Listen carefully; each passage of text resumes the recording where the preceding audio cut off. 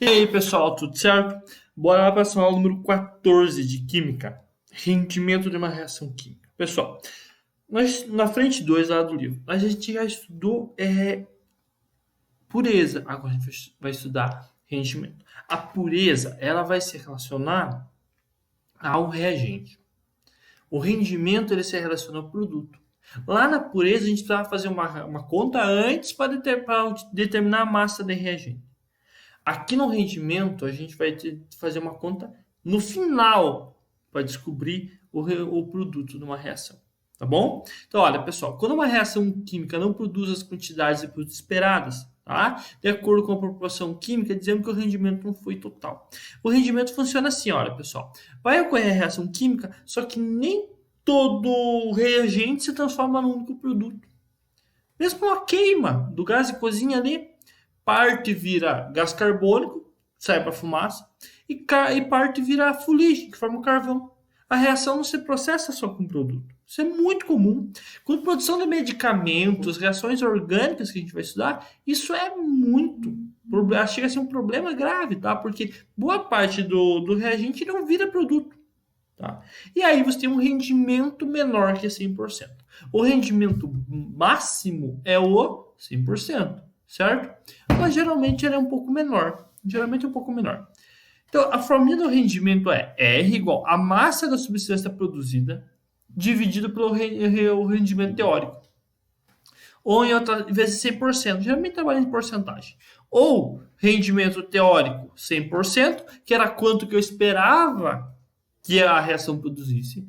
E o rendimento real é igual a X, faz uma regra de 3. Tá? Esse rendimento teórico é aquele que a gente calcula pela reação química. Olha, se eu tenho 10 gramas desse reagente, quanto do teu produto B vai formar? Vai formar 8. Então o rendimento teórico é 8. E o rendimento real é aquele que na prática ocorreu. Certo? Pessoal, o rendimento reacional está relacionado com alguns fatores. Às vezes a aparelhagem utilizada não é a mais adequada, a inabilidade e o descuido do operador, perda de reagente durante o processo, tá? A questão da aparelhagem, por exemplo, a queima do combustível no motor do carro tem a ver com tem um rendimento melhor quando a aparelhagem funciona de acordo. Se injeta combustível, injeta ar para ver a queima, certo? Se a quantidade de ar injetada não é suficiente, aí você não tem um rendimento de 100% e aí diminui a quantidade de produto formado, certo? Pessoal, bora lá fazer alguns exemplos. Queimando 6 gramas de carbono puro com rendimento de 90%, qual é a massa de dióxido de carbono obtida conforme a reação? Então ele deu aqui o rendimento, deu a massa de reagente, deu o rendimento da reação, e está pedindo a massa de gás carbônico produzida. E deu a equação.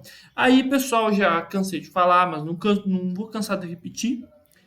É que, primeira coisa, vocês olham se a reação está balanceada. Nesse caso, está balanceado. Então, tranquilo, né? Próxima etapa, pessoal. Aqui, ó. Os coeficientes estão acertados. É 1 para 1 para 1, tá? Tranquilo. Observe, pessoal, no enunciado dos dados. 6 gramas de carbono puro é a nossa massa de reagente. 90% de rendimento é o rendimento.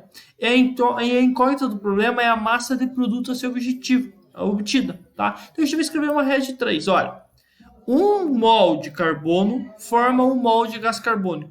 Tá aqui, ó, 1 mol de carbono, 1 mol de gás carbônico. A massa do carbono é 12 gramas. Então, 1 mol vezes 12 gramas forma quanto de gás carbônico? 1 mol vezes 44 gramas. Eu esqueci de colocar aqui, pessoal. 44 gramas é a massa molecular de CO2. 12 do carbono, 16 cada oxigênio dá 44. Então, olha, o esperado é o quê? Cada 12 gramas de reagente do carbono formam-se 44 de gás carbônico. Só que aqui a gente não usou 12 gramas de carbono, a gente usou 6 quilos. Quanto que vai ser a massa de gás carbônico produzido? Isso vai ser nosso rendimento teórico. Então, olha, eu sei que 12 gramas formam 44. 6 quilos vai formar X. Resolve a regra de 3. e aí chegou a um valor de 22 quilos de CO2. Esse é o nosso rendimento teórico, isso seria o 100%, tá? Que se consegue obter. Nunca vamos conseguir obter mais. Esse é o máximo de produto que a gente consegue obter nessa reação.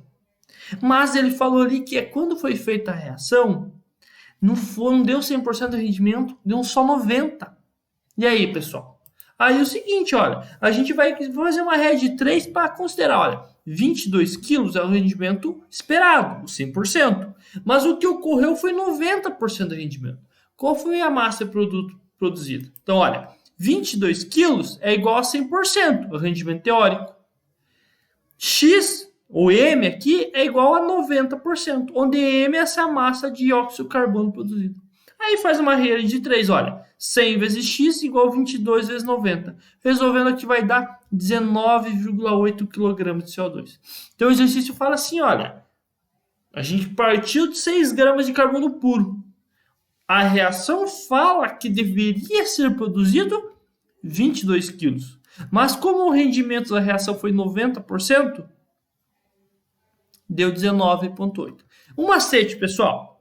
Para evitar essa última regra de 3. Se há 90% de rendimento, basta multiplicar o rendimento a massa da reação por 0,9.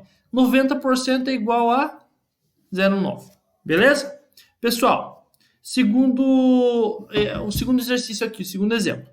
A reação de ustulação da pirita, tá? Que é esse composto aqui. Quem nunca assistiu o desenho do Pica-Pau, né? Ouro dos tolos, certo? FeS2. Pode ser representada pela equação seguinte. Nós temos essa equação assim. 4 mols de pirita reage com 11 mols de oxigênio para formar 8 mols de dióxido de enxofre. E 2 mols de óxido de ferro aqui colocado. Percebam, pessoal, se vocês olharem aqui, a reação está balanceada. Então a gente não precisa esquentar a cabeça, né? Bonitinho, mas sempre toma esse cuidado.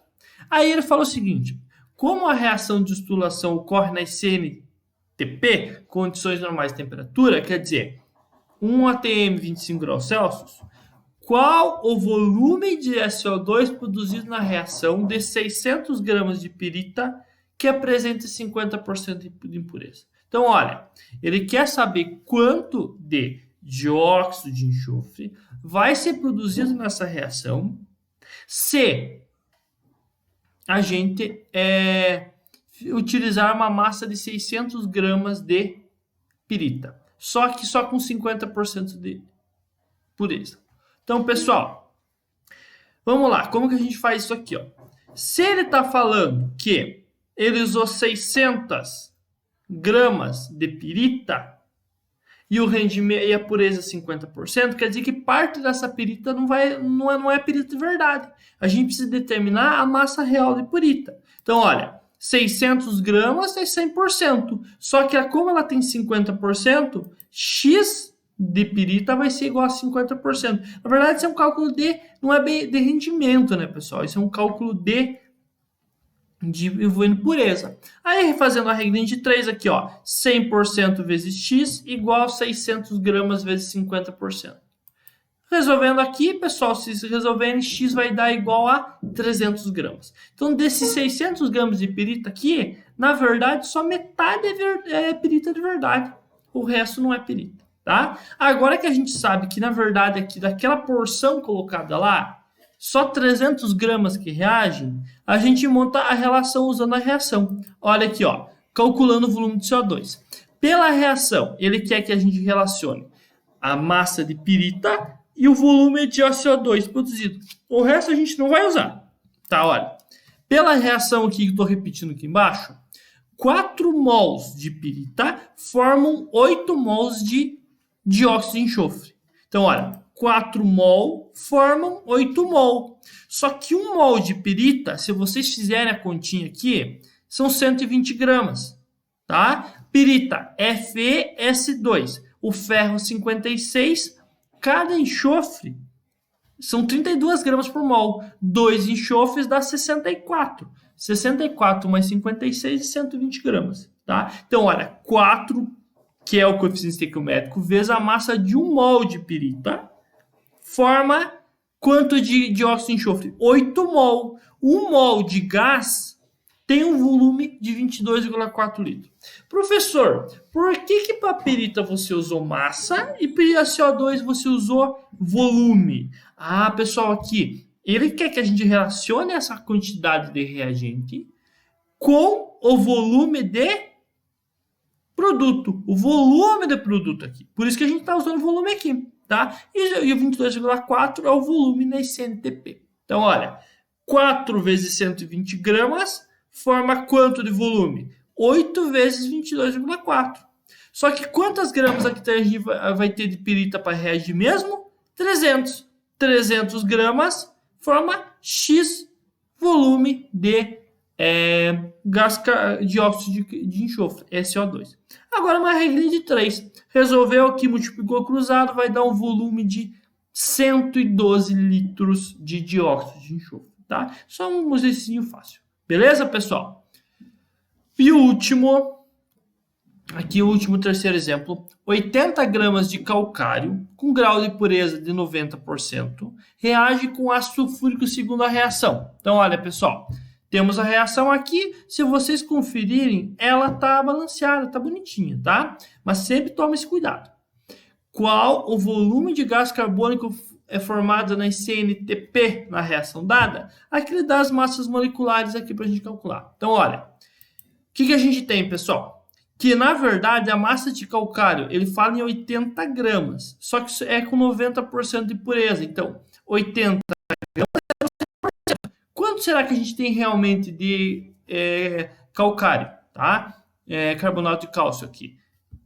X igual a 90. 80 seria 100%. Quanto você colocou. Só que como é pureza em 90, a gente vai descobrir aqui quanto que vale esse 90. Multiplicando o cruzado, X vezes 100 igual a 80 vezes 80 gramas vezes 90%. Resolvendo aqui vai dar 72 gramas. Então, na verdade, a gente tem 72 gramas de produto, tá? Desse reagente para ser utilizado na reação. Agora, colocando aqui na reação, como está balanceado aqui, pessoal, e certinho, 1 mol de carbonato de cálcio forma 1 mol de CO2, de dióxido de carbono. Só que 1 mol de carbonato de cálcio, a gente somar as massas aqui, ó, 40 do cálcio mais 12 do carbono, aí faz 3 vezes 16 do oxigênio, vai dar 100 gramas. Então, olha, 1 mol de carbonato de cálcio forma 1 mol de CO2. Só que 1 mol de carbonato de cálcio são 100 gramas.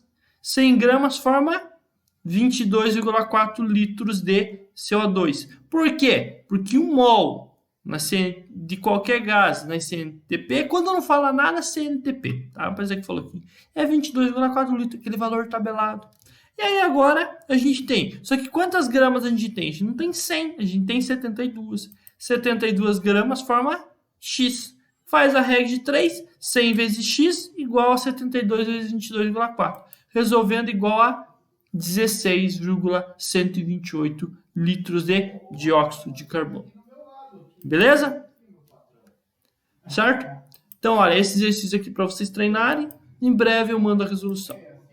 Tá? Até mais, galerinha. Até o próximo vídeo.